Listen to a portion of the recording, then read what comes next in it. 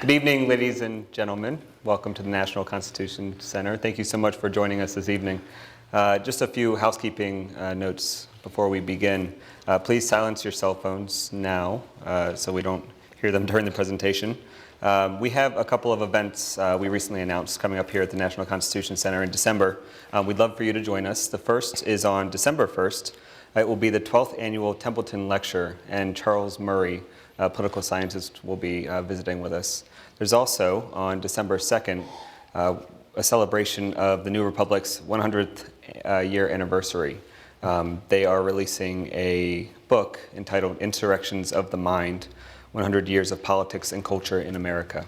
So please join us for that on December 2nd. Third, after our discussion, I'm sure all of you will have lots of questions. Please use the note cards we left on the seats to jot down your questions. We'll come around and collect them, and then we'll have a chance at the end of the program to ask the questions.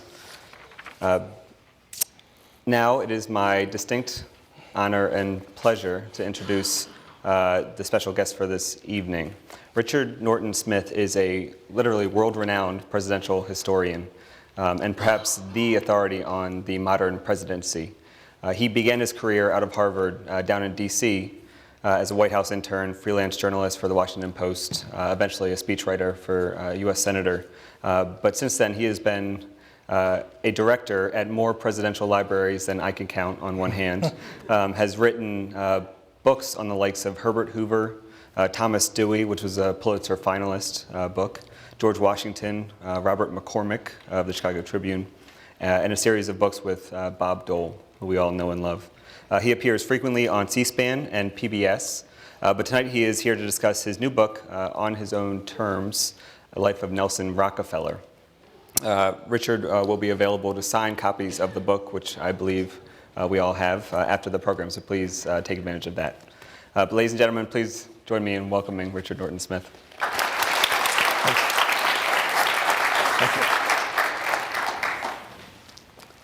Thank you for being here. Delighted to be here. I'm always pleased. I have a soft spot in my heart for Philadelphia. It may have something to do with the 1940 Republican Convention, which I did not attend, but which I heard about at some length from President Ford, who did attend. And notwithstanding his membership at the time in the America First chapter at Yale, he was in the galleys. It was his first Republican convention. He was in the galleys shouting, "We want Wilkie." So go figure. So there's a quote from Nelson Rockefeller: "The best way to read a book is to get the author to tell you about it." You could tell he was dyslexic. Well, I think unfortunately you've proven him wrong tonight, because if we were to cover everything in this tome, we would be here all night. This is incredibly well researched, and there's just a trove of information, new information. There's a lot of things that surprised me.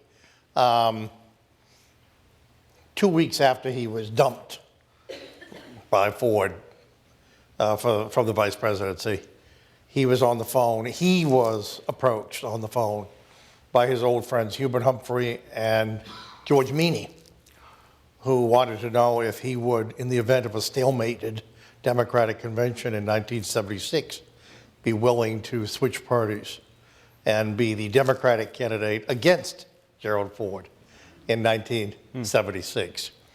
There was a character lost to history, except in the pages of his diary, a man named Kenneth Ryland. He was an osteopath, and Nelson had a chronically bad back, and for 40 years, Kenny Ryland was the man with the magic fingers.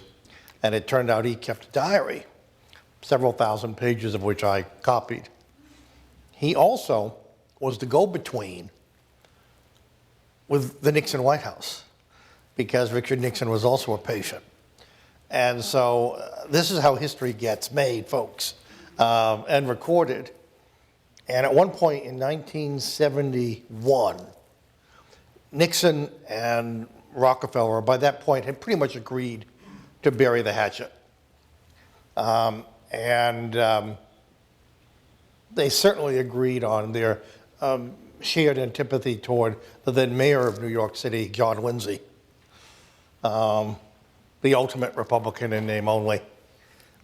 but in his time, also a great symbol of the post-Goldwater liberal Republican resurgence. Didn't last very long, in part because of Lindsay's mayoralty. Anyway, make a long story short, Ryland is talking to the president, and the president offers Nelson any assistance, including wiretap assistance, if he chooses to investigate the Lindsay administration, as Judge Seabury, 40 years earlier, had investigated Jimmy Walker. Lindsay, some people are put on this planet to piss each other off. And Lindsay and Rockefeller were two classic examples. Lindsay used to refer to Nelson's apartment on Fifth Avenue as Berchtesgaden, which gives you an idea of what he thought. And Rockefeller would tell people that if Lindsay wasn't so tall and good looking, he'd be pushing a mop somewhere.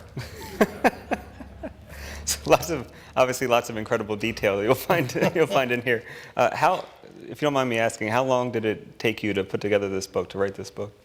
Well, this is 14 years in the making. But even that underestimates, because in 1968, well, the book opens with that extraordinary scene. There are very few moments in American history when you literally can almost freeze frame the action and realize that history is being made, that profound change is taking place. In this case, that our political party is redefining itself in ways that, nothing lasts forever, but it certainly is a rejection of its past. And such a night is July 14th, 1964, which the New York Times referred to as Bastille Day in reverse. And that was the night the Goldwater forces, who had taken control of the party, not in the primaries, but through conventions and the like. There was no doubt as to the identity of the nominee. There was no doubt about the platform. But Nelson, being Nelson, felt it was very important to make a show of principle. And so he had 5 minutes to address the convention on a proposed platform blank, denouncing political extremism, which seems to be a perennial concern. He identified political extremism as represented by the American Communist Party, the Ku Klux Klan, and the John Birch Society. And of course, at the mention of the last, the place exploded. And the convention managers, this is really the first convention where television matters. And they knew they didn't want this fight on in prime time, but they had no idea, because there'd never been anything like this. So they pushed it back till midnight. The way they got pushed back to midnight was by reading the entire 9,000-word platform in prime time. So anyway, it's after midnight in the East. Rockefeller comes, he makes, and the place explodes. And of course, part of what infuriated his enemies in the party, some of it was ideological, some of it was geographical. They were tired of having the Eastern establishment, stuff candidates down their throat, whether they liked them or not. They were tired of Eastern arrogance, Eastern money, Eastern bankers calling the shots. And in this case, they were also, many of them were morally offended by what they thought Nelson Rockefeller represented. It's hard to imagine, no doubt some people here will remember, the scandal, doesn't begin to mention it or to describe it, caused by Rockefeller's divorce and remarriage. But there's no doubt that factored in. There were, moral reasons, philosophical reasons, ideological reasons, all of these, and it all exploded in this moment on national TV, and the people ostensibly in charge of the convention were helpless. The Goldwater people tried to stop it. They were helpless. It was an honest display of emotion, and it made the case better than anything Rockefeller said that there was extremism afoot. in the Republican Party.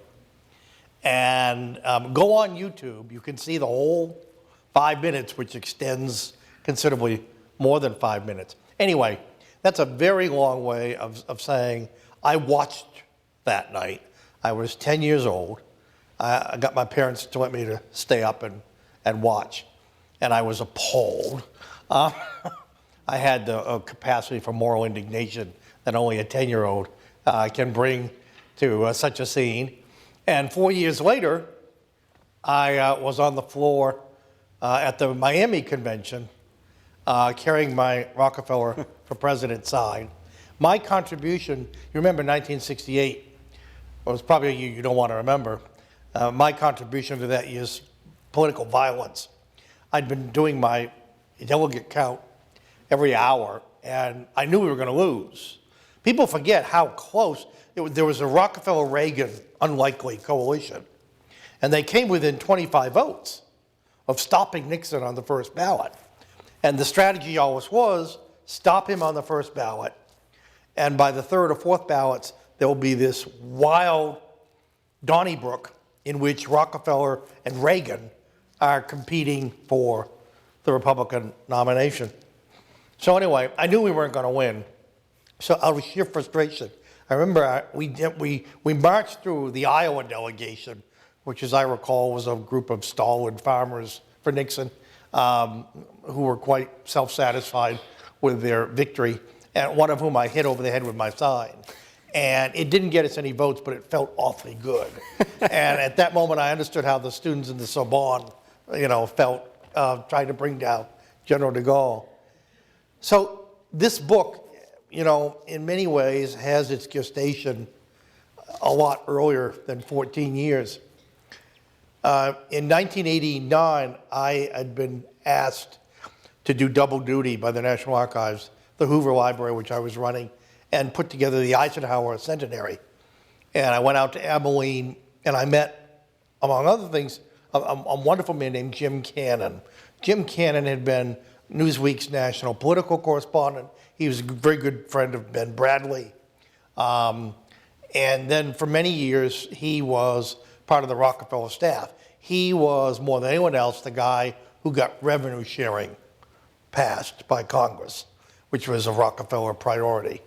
Stop to think about it. It's a conservative idea in liberal clothing because Nelson had a $400 million hole in his budget, and revenue sharing seemed like a good way to fill it.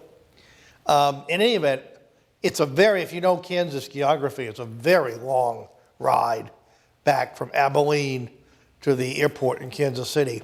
And the entire ride was filled with Jim's Rockefeller stories. And it turned out we had this mutual interest. And I think that's the day that the book was born. So you very vividly paint that scene of the 1964 convention at the aptly named Cow Palace in San Francisco, and it's turned out to be a slaughterhouse. Yeah, but you paint the scene of Nelson Rockefeller standing there, impetuous. He was taunting. He had practiced the speech that afternoon. He was genuinely, he was as surprised as anyone by what happened. He had gone through it. They did not. This was not a deliberate. There were people later on who said this was all planned. It was not. You shouldn't give the Rockefeller people that much credit for planning. The fact is, he got up there and was genuinely taken aback by the really savage reaction that he got. But then someone who was there told me, look, the Goldwater people had won this thing fair and square, and they knew to the marrow of their bones the only reason he was doing this was to hurt Barry Goldwater. It was sour grapes, as far as they were concerned. Down on the floor, next to the Alabama delegation, which is strangely quiet, everyone else is screaming. There was a woman standing in the North Dakota delegation shouting, "You lousy lover, you lousy lover," which had nothing to do with ideology. But oddly enough, the Alabama delegation was quiet because of a tall, athletic black man standing in the aisle shouting, "You tell him, Rocky, hit him where they ain't." And of course, it was Jackie Robinson, who was a quintessential Rockefeller Republican who worked for the governor for a number of years and who sadly later on had something of a falling out with him when, toward the end of his governorship, Rockefeller moved to the right, and Robinson felt betrayed. For much of his term, though, people actually tried to convince him to switch parties, right? They wanted him to Oh, it started earlier than that. Franklin Roosevelt. Nelson Rockefeller was 32 years old when FDR, the nation's leading Democrat, plucked this scion of the nation's leading Republican family, who, by the way, had been Alfred M. Landon's biggest single contributor in 1936. At the age of 32, having helped his father build Rockefeller Center and his mother create the Museum of Modern Art, he was put in charge of Latin America. So he had his own continent, which was perfect because he was basically Latino in his own temperament. He fell in love with Latin America, spent the rest of his life there and elsewhere in what today we would call the third world, trying to create what he called a better capitalism. And that, one reason it took 14 years was every time I thought I had a handle on him, he would surprise you, either in terms of his interests or something that you were unprepared for. And it gradually dawned on me. Someone close to him, very close to him, at the beginning of my research said to me, he was a 16-slice pizza pie, and no one had access to more than 2 or 3 slices, except Happy, his second wife. And I understand that. Nelson covered his tracks. He compartmentalized his life. And one result of that is that we're still kind of recycling the caricatures, the stereotypes. For example, running throughout his life, from before World War II, through his work as FDR's coordinator, after the war, he was looking for a way to combine the profit motive with philanthropic impulses. In other words, to take his grandfather's drive with his father's generosity and to create companies that acted in some ways as charities. And I know it seems like squaring the circle. And it never made money, but he managed to do it. He created farming and fishing and dairy and food processing enterprises, first in Venezuela. That was his base of operations. And then throughout the continent. And then with the profits that would be made from these private companies, they would then, he had his own one-man foreign aid program. That money, the plan was, that money would then go for health and education to improve the quality of life. The reason being, one, again, the late, great Jack Jamond once said to me, Nelson wasn't a liberal, he was a Baptist, which is a great line. And it's a profound line. Rockefeller believed that his country, like his family, had obligations in direct proportion to its wealth. It had to justify that wealth. And some would call it noblesse oblige. He was more hard-headed. I mean, he thought it could be done in the context of private enterprise. And he created something called the International Basic Economy Corporation, which at one point was a Fortune 500 concern. It didn't survive the 60s and the political tumults of that era. But it goes also to the heart of who this guy was. Nelson Rockefeller is relevant today not because he was a liberal Republican or a Rockefeller Republican. Most people think those are relegated to history. They may be right, they may be wrong. what is timeless and what is quintessentially American about Rockefeller was first his optimism. He genuinely believed there was no such thing as a problem that could not be solved. Secondly, his pragmatism. He genuinely believed that ideological labels got in the way of solutions more than otherwise. And his 15 years as governor of New York, the third thing was he prided himself on being ahead of the curve. New York was a nation state.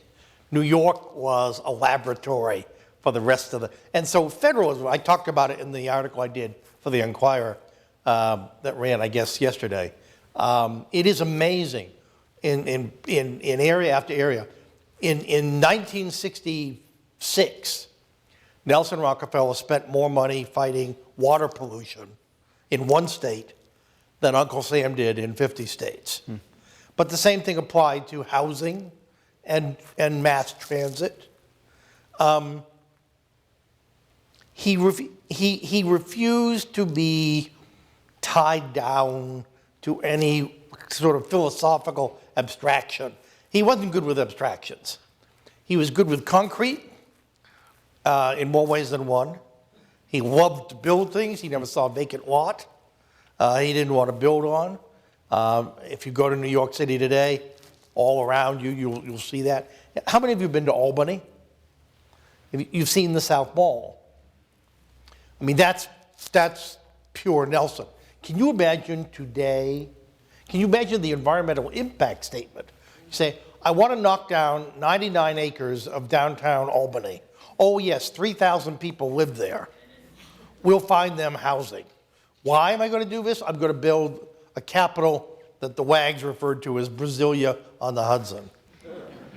And the jury is still out regarding his architecture. What it is Nelson was not a politician who collected art. Nelson Rockefeller, in my view, was a frustrated artist for whom politics and government afforded him a chance to indulge both his creative and his controlling sides. And the Albany Mall is the perfect example of both. And he really did indulge on the South. And then one of the things that strikes me is this optimism that you talk about. Did that cloud his judgment in? Of course it did. Well, in many ways, but in transitioning to politics. I mean, so did he was he overly optimistic about his ability to redefine the Republican Party or kind of push it into areas where? Now that's a great question. Because I'll give you an example. He could not wrap his mind around the concept of a Republican Party based in the South. He warned about, he was appalled. By 1961, 62, 63, there were people who were openly advocating a Republican Party that would be explicitly a white man's party. Now, Nelson Rockefeller came from a family tradition in which civil rights was really a significant cause. In 1958, when Martin Luther King was stabbed in Harlem by a crazed assailant, Nelson picked up his hospital bills, kept it secret.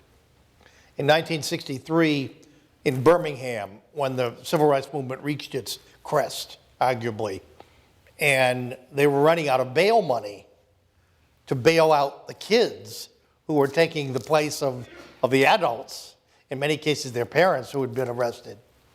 To keep this going, Dr. King's lawyer was summoned to the vault of the Chase Manhattan Bank.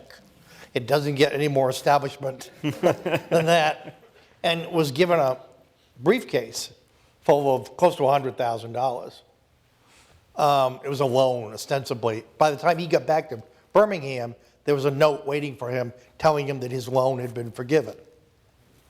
Again, it was secret. Just like when Southern churches were burned, Nelson secretly provided the funds to rebuild them. The the most tragic aspect of this was in 1968 when Dr. King was assassinated. Rockefeller got on the phone to Mrs. King and obviously extended his condolences. And as an upshot of that call, he sent his advance team down, and basically the Rockefeller staff organized and paid for Dr. King's funeral. They selected the casket, they found the mule-drawn wagon that everyone remembers from the funeral procession. It was the Rockefeller advance men who took Dr. King's children to see their father lying in state at Spelman College. Spelman College, another Rockefeller philanthropy. So civil rights really mattered to Nelson Rockefeller, and he was genuinely morally offended. You know, the Goldwater movement was always larger than Barry Goldwater. And to be fair, Barry Goldwater was no racist. Barry Goldwater in Arizona had taken the lead in desegregating the National Guard. He had taken the lead in desegregating his own family's department stores. That said, Barry Goldwater, however, was also a sagebrush libertarian, a rugged individualist of the school that believed the federal government did not have the right to tell him, in effect, who he could associate with or do business with. Rockefeller came from a very different tradition. So the Rockefeller-Goldwater contest matters. First of all, because unlike so much of what today passes for political controversy, it was about something. It was about big things. It was a continuation of a divide in the Republican Party that was first opened in 1912 by Theodore Roosevelt and William Howard Taft. So, you know, why did it take 14 years? I mean, most political biographies, and I would not describe this as a political biography, but most political biographies, they have an architecture to them. They have an arc to them. They have a fairly narrow range. In the case of Nelson Rockefeller, if you're going to tell the full story, and I was very cognizant of the fact this was the first complete biography since his death, you have to make yourself into a semi-authority on abstract expressionist art of the New York School, of Latin American politics over a period of 50 years or so, you know, on and on and on. It's not, he was really a Renaissance man. And one reason he never became, there are a number of reasons why he never became president, including his own ineptitude.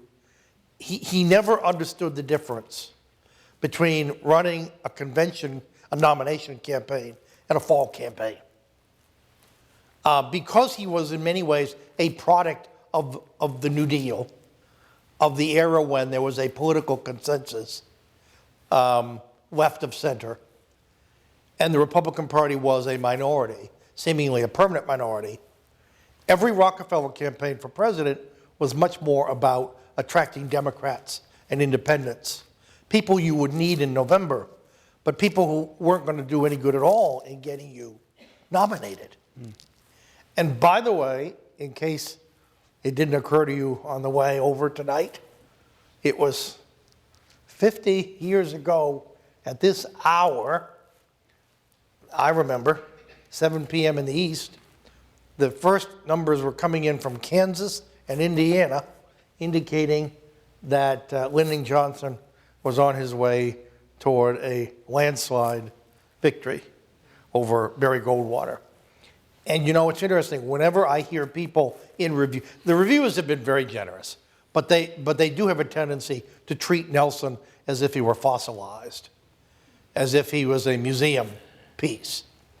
And I remember in the wake, even as a kid, in the wake of Barry Goldwater losing 44 states, how many people, beginning with Walter Lippmann, who pronounced conservatism dead, and or the Republican Party dead. And you know the remarkable thing? A week after that election, Gallup took a poll, fascinating, and asked people, do you consider yourself to be a liberal or a conservative? And 49% said conservative. This is 1 week after 39% voted for the conservative candidate for president, Barry Goldwater. The point of this is that when anyone tells you that a politician or a political movement or something is irretrievably lost or consigned, to the La Brea tar pits of history, it ain't so. The Rockefeller Republicanism, which in a nutshell initially was a combination of fiscal responsibility and social liberalism. The irony is millions and millions of Americans today would say, yeah, that pretty much sums up where I am on the political spectrum. We overlook it because the nature of the political process, and God knows, turn on cable TV, you would think that there is no one in the middle, that everyone is occupying ideological extremes. That pragmatic, problem-solving bent, which I think has always been at the heart of the American experiment, including Constitution writing and Constitution amending over the years, that lives on. And it'll be fascinating to see where it goes. Nelson Rockefeller operated in a very different political universe.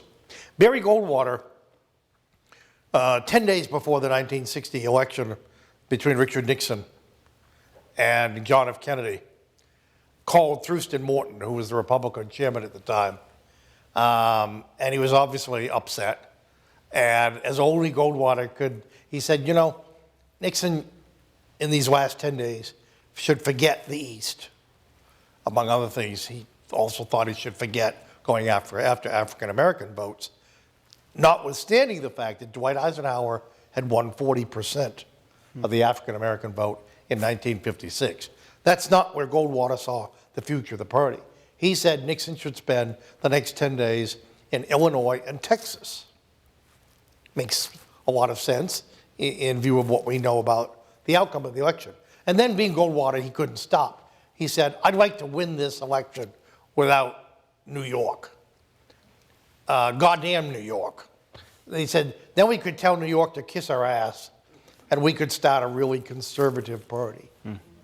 And I would argue in that telephone conversation is the genesis of the modern Republican Party, and I would include the Tea Party as well. So it's not just a political book. You mentioned this is a life of Nelson Rockefeller, and there are very prominent women featured in this life, including his mother and 2 wives. Yeah, both of whom, of course, are Philadelphians. So, he raided the main line not once, but twice. The old line, of course, about men marrying their mother, I think he married his mother twice, because each of these women, who actually have much more in common than one might think, neither one of them particularly enjoyed politics or campaigning. Abby Aldrich Rockefeller was a remarkable woman, the source of Nelson's ebullience and openness to new ideas and reveling in new forms of artistic expression. Abby is really, as I say, the founder of the Modern Museum of Modern Art, with all that implies. Today, she would be the candidate. Her father was Senator Nelson Aldrich of Rhode Island, Republican Senate leader at the turn of the 20th century, and a kind of genially corrupt figure in the way that Gilded Age politicians were, who weren't elected by the people, but who were elected by purchasable state legislatures, of which Rhode Island's was at the top of the list. Abby was a life force. I've said she combined the best features of Margaret Sanger and Auntie Mame. You know, every day was an adventure. And Nelson inherited that from her. His father, he was more like his father than he suspected. I talked about how he covered his tracks. John D. Rockefeller Jr., was saddled with the redemptive burden of justifying this obscene fortune, while at the same time convincing himself that he had nothing to redeem at all, that his father might be the most hated man in America. And by the way, Senator Aldrich was the second most hated man in America. Ironically, Nelson Aldrich Rockefeller shared a birthday with his grandfather. They were both born on July 8th. And Nelson took this to be divine intervention, no doubt. But the first discovery I made was he was more Aldrich than he was Rockefeller. But one important exception, Jr., who loved to build things and was a perfectionist to end all perfectionists, he famously said, it's the last 5% that counts. But he also said, never show more surface than necessary. So when there are those who have long memories who think of Nelson Rockefeller and they see a man grinning broadly on the Lower East Side, stuffing his mouth with kielbasa or knishes or whatever other ethnic food, you know, might establish instant intimacy with an improbable electorate. All of that was real. That was genuine. That wasn't phony. But it was only part of the reality. It was the surface that Nelson wanted people to see. All those slices of the pizza pie, you know, remained inaccessible to most people except Happy. His first wife, Mary Todd Hunter Clark. One of the things that I'm really proud of in this book is that Todd, for the first time, I think, comes alive as a three-dimensional and, on the whole, intensely admirable human being. The only reason I was able to do that, I was writing the book concurrent with researching the book. So, for example, at one point, the Rockefeller Archives, which has been opening paper for many, many years, Nelson's papers, they opened 125 boxes of paper marked family and friends. Well, included in that were 100 or more letters that Todd wrote during their courtship. And they're full of fun. They suggest both her sense of humor and her character that Nelson was drawn to. But there's another side as well. Todd, I found her driver's license. She was 6'1" and weighed 110 pounds. Nelson writes to his mother a few weeks before the wedding. First of all, they were too young. Nelson married a week after he graduated from Dartmouth. Todd, he goes on about all her fine qualities, and which mostly are that he reminds him of his mother.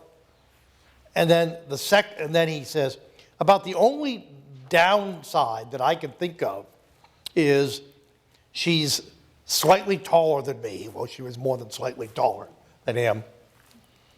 And she's not particularly good looking, which is not what you expect a bridegroom on the eve of his wedding to say about his bride. Nelson was very clinical about some things. He said late in life that there were very few people who could move him emotionally, which may be in some ways a useful quality in a public official, but it caused hurt feelings in his family, particularly his first family. Todd writes to him. They're both ambivalent, but Todd writes to him this letter I'll never forget, where she says, you know, I don't know if I'm in love or not, and she conducts this running debate with herself, but she says, all I know is I don't want to be hurt. And if you were to come to me a year after we were married and tell me that you'd fallen in love with some prettier young woman, it would break my heart. And I've often said, if this was an Alfred Hitchcock movie, then the audience would be shouting at the screen, "Don't go in that room," because you know what's going to happen. They had 5 children in 8 years. And then in 1938, Nelson commissioned his good friend Wally Harrison, the architect, best known for the Trilon and Perisphere at the New York World's Fair of '39, Wally Harrison to build him a guest house 500 feet from his house. But the difference is it was the guest house in which he was a permanent guest. Thereafter, 8 years into this marriage, he took all his meals with his family and he slept in the guest house. The public, of course, did not know this. 1961, 23 years later, he finally announces that the marriage is over. Among those who were said the only thing that would be more surprising was if he had filed for bankruptcy. No one was more surprised than John F. Kennedy, who spent his entire term expecting to run against Nelson Rockefeller in 1964. And JFK told Katharine Graham, "No man would ever love love more than politics," which tells you a lot about JFK's priorities and perhaps why he was as successful as he was. What is different, one of the things that's different about this book, go back and read Teddy White or anyone who wrote at the time. Every single person who wrote about the Rockefeller marriage, the divorce, and then subsequently the remarriage, did so, understandably, perhaps given the times, with political calculations in mind.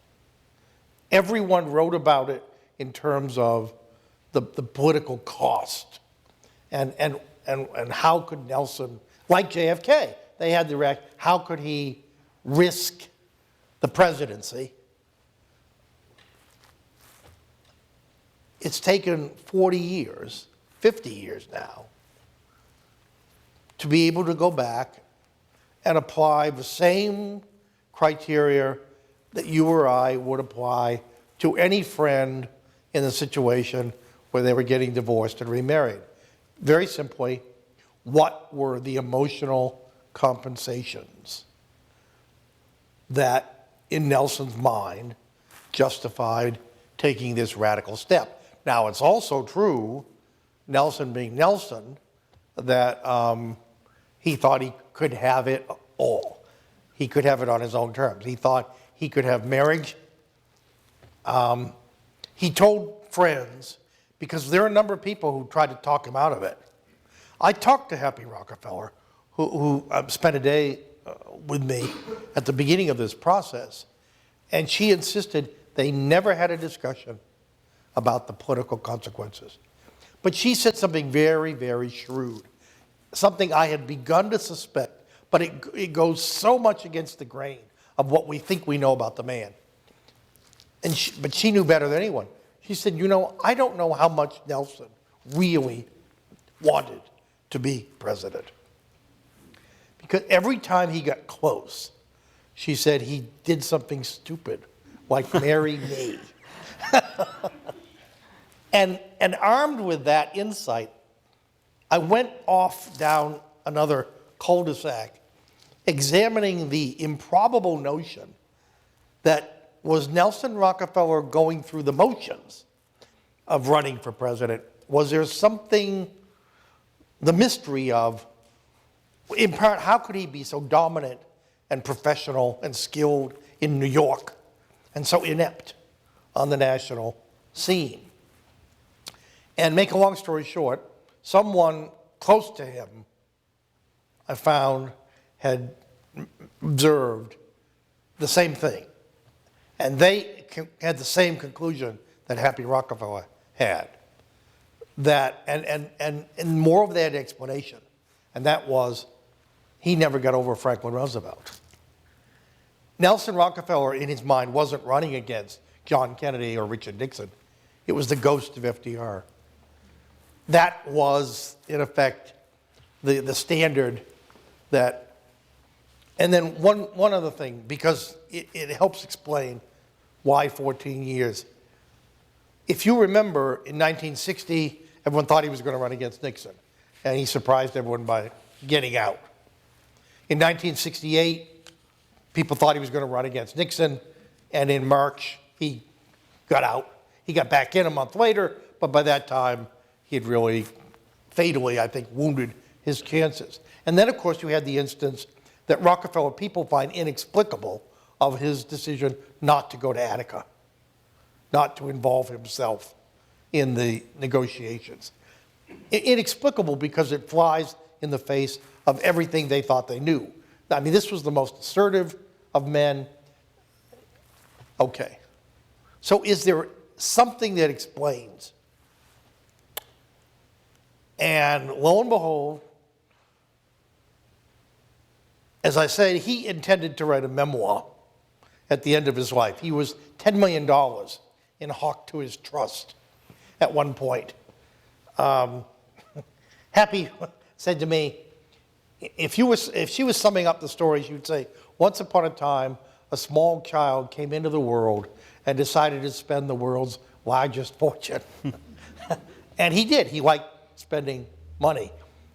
He decided to build them a retirement home, where she lives today. And in 1969, he took out a building permit for $450,000. Japanese house, it's called. He imported the gravel from Japan. The house was completed 6 years later at a cost of $5.5 million, which begins to answer the question, what kind of president Nelson Rockefeller would have been.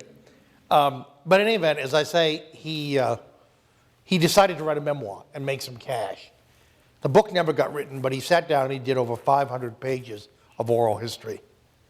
Candid, gold. And buried in it is a line where he explains, I think it's the Rosetta Stone of this whole personality, flies in the face of everything we thought we knew about this single-minded, lifelong pursuit of the presidency.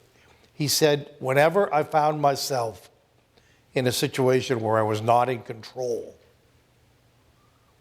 then I had no problem pulling back to a position where I was more comfortable until such time as until and in effect, unless, I could exert that control. What that tells me is he couldn't control the situation at Attica. He couldn't control the 1968 Republican presidential nomination contest. He certainly couldn't control it in 1960. It also puts a human face on a surprisingly vulnerable Nelson Rockefeller. And that's the side that you can be sure he never wanted to show. It's like the dyslexia. He was 50 years old before he heard the word dyslexia. He went through life believing he had a deficient IQ. His mother said, surround yourself with people who are smarter than you. He did. The problem was, when you run for president, it's one thing to have access to all of those people. It's another thing to listen to them all. He listened arguably to too many people and didn't follow his own gut instinct, which was often better than the paid advice that he was getting. We have some fantastic questions from the audience, so I'll just kick it off with that. We have a few more minutes, so we'll see how many we can get through. Sure. So actually, this is something I'm very interested in. Could you talk about more his son and the mysterious circumstances of his disappearance? He had 5 children by Todd. The youngest was Michael. And there's no doubt that Michael was the son he was closest to. He said later in life, I made all my mistakes with my first family. And he was referring really to the 4 other children. From a very early age, he and Michael shared an interest in art. He was convinced that Michael one day would be president of the Museum of Modern Art, Mother's Museum, as it's known in the family. They were simpatico. And so it heightened the tragedy and the timing. You have to remember, in November 1961, news of the separation and divorce is announced 3 days later. 3 days later, as if the gods were punishing him, he's told that his son is missing. He's on an art collecting expedition to New Guinea. The Asmat tribe, and particularly the wooden sculptures that they are associated with, he had the idea of collecting them and bringing them back to his father's museum of indigenous art and staging a big exhibition. And I've often wondered, Nelson had, because of course no body was ever recovered, he strung together this jerry-built catamaran with a friend and 2 native guides. They were swamped by a wave. And Michael, being Michael, although they were miles from shore, was convinced that he could swim to shore. Ironically, the friend who stayed behind on the capsized ship was rescued subsequently, and the 2 guides had gotten off, and Michael was lost. Now, that's horrific enough. Adding to the horror, for years, Todd's mail had to be checked because there were all sorts of charlatans who wrote to her promising for a fee, to reveal what had happened to Michael. And of course, there have been a number of books that have been written, and I don't mean for a moment to suggest that they're all exploitative. It's fair to say that the initial horror of Michael's disappearance was magnified over the years. And Nelson believed from the first that he drowned. They were something like 8 miles from shore. And there were sharks. This was incredibly hostile conditions. A number of books have been written, all with the same thesis, that he had gotten to shore somehow and was subsequently killed and eaten by cannibals.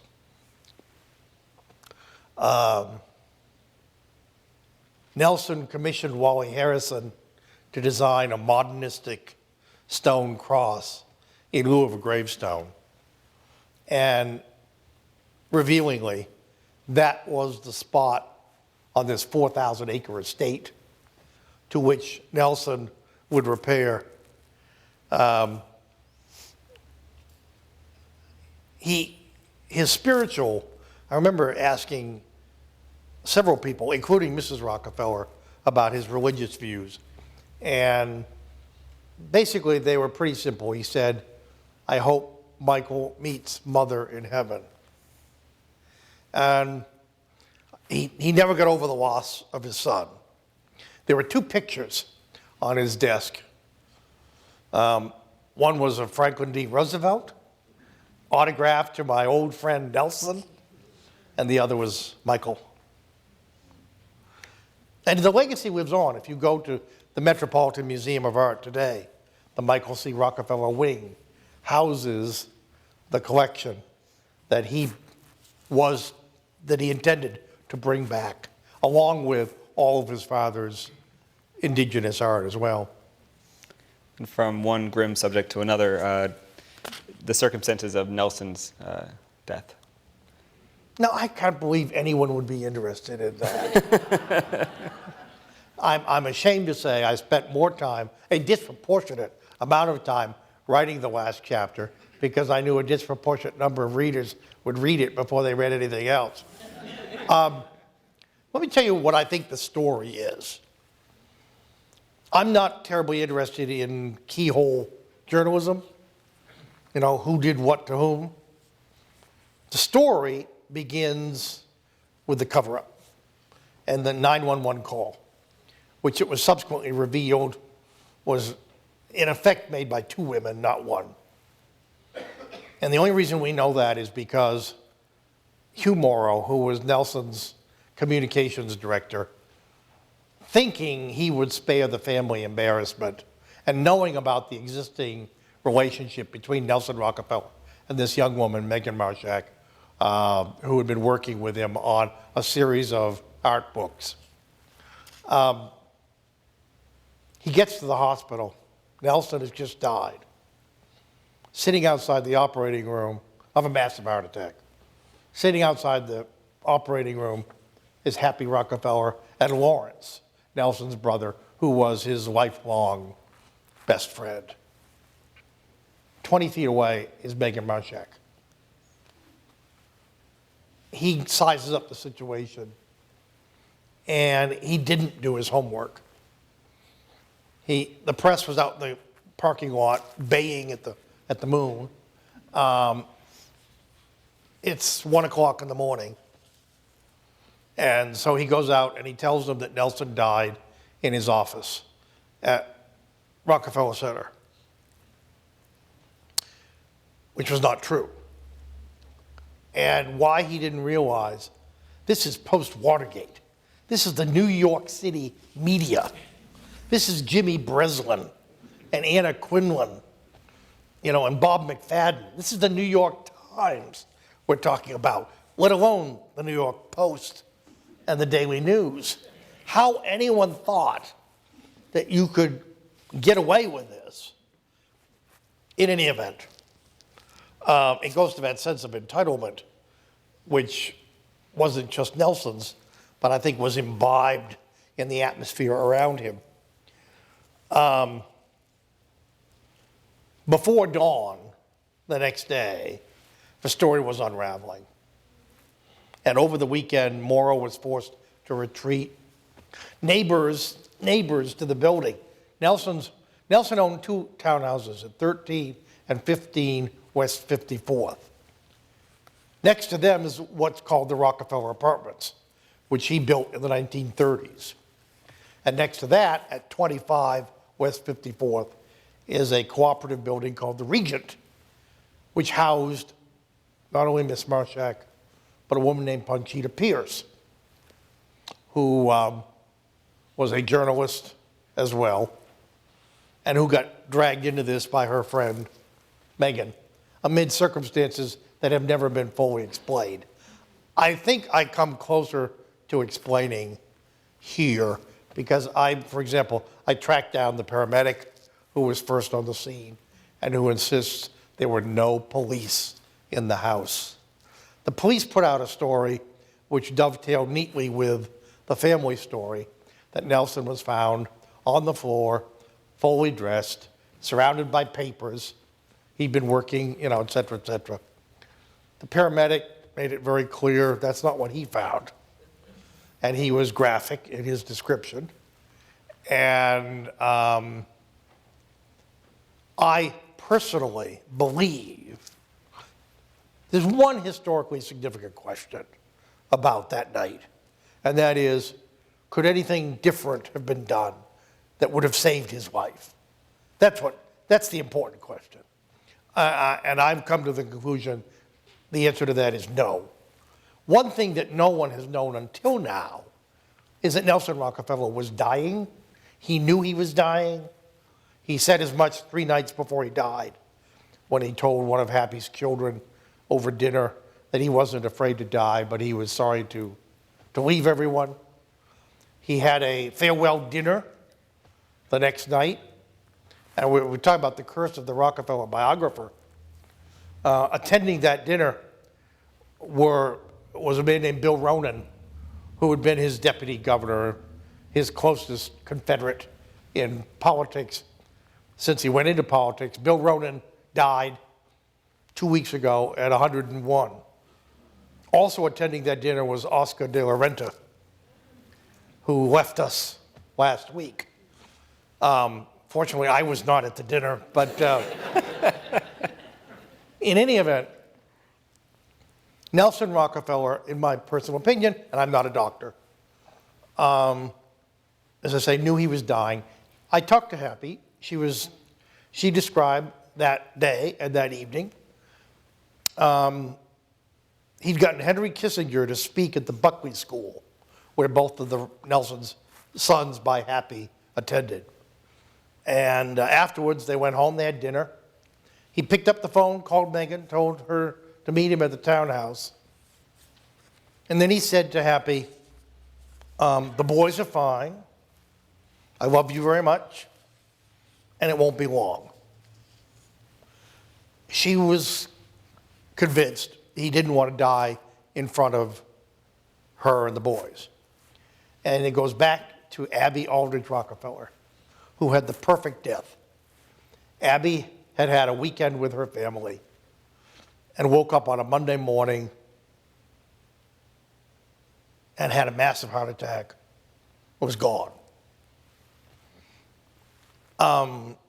There's every bit of evidence that Nelson thought he could have death on his own terms, along with wife, and that he could have his mother's. He had envisioned dying like his mother, which I think physically he did, albeit in somewhat different surroundings, and in a way that unfortunately tarnished and diminished his reputation, his place in the popular culture, his historical significance. I mean, there was a whole generation for whom Nelson Rockefeller's name became a punchline. Fortunately, I discovered 40 years on, except for people of a certain age, that's not what people remember about Nelson Rockefeller. And so, in some ways, the timing. This is also the last chance to talk to a lot of people. I interviewed 150 people on my own for the book, and 2/3 of them are gone, which is one consequence of taking 14 years to write anything. But I think the important thing about what happened that night is, and you certainly are free to disagree with me, I think that's the night that the press, including the so-called mainstream press, changed permanently its definition of what was public and what was private, and what could be covered and what could be swept under the rug. And you can draw a line, direct line, from that night to Gary Hart and Donna Rice and umpteen instances since. It began the cover-up that unraveled. The New York Times was so angry at being lied to that they had the 911 call subjected to electronic analysis. And when they did, they came up with a second transcript. And it became very clear the story was even murkier, even more potentially scandalous. I personally believe, for whatever it's worth, and I was told this by someone who was in the building then and now, and half a dozen people who were former residents or current residents of the building, 25, where Megan's apartment was located. I personally believe that Nelson died there and his body was moved by the police down the street to 13 West 54th. And I can't prove it, but I've got some pretty good sources. Just so that we end on a lighter note, let's Please. close with this question. Would Nelson Rockefeller recognize the Republican Party of today, and is there a place for him there? He'd be up at the podium denouncing extremism. Just like he did in 1964? Yeah. History does repeat itself. Richard Norton Smith, thank you very much for joining us tonight. Thank you. Great question. Of course. Richard will be signing books, so please join us for that. Thank you very much for coming. Yeah, thank you very much for coming out. I really appreciate it. And I hope I have a chance to say so in person.